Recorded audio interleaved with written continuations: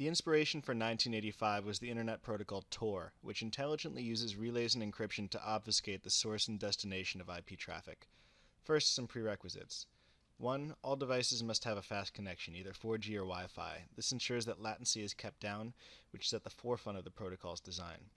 2. All devices are peers, meaning in order to participate, you must also be willing to relay traffic. This ensures that there is always sufficient bandwidth to deal with all clients.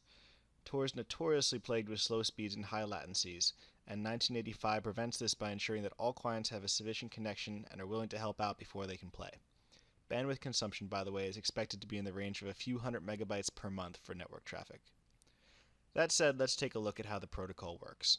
The first step is to retrieve a list of peers. Peer lists will be cached for fast network access but can also be discovered. Once a peer list is obtained and a user decides to make a call, your phone will make a selection of 3 peers from the list, filtering those that do not have acceptable latency. Each data packet to be sent will be encrypted 3 times, first with a key only known to the third peer, then with a key known only to the second peer, then with a key known only to the first peer. Each of these 3 encryption layers will also include instructions on where the next hop is.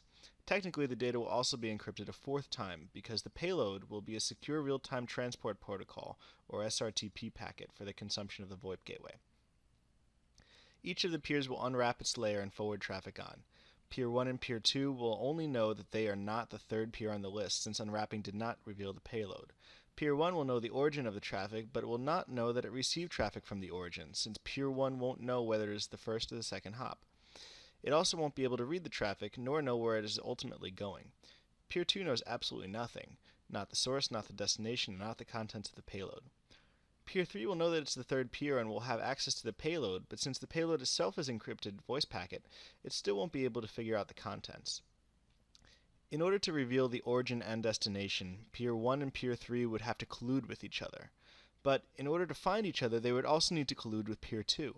So even if the NSA were to put a few of its own peers on the network, it would be extraordinarily unlikely that all 3 peers would be NSA controlled. Once Peer 3 reveals the payload, it forwards it on to the final destination, in this case a VoIP gateway sending the traffic out to a POTS line, but it could also send directly to the recipient if the recipient is a 1985 user.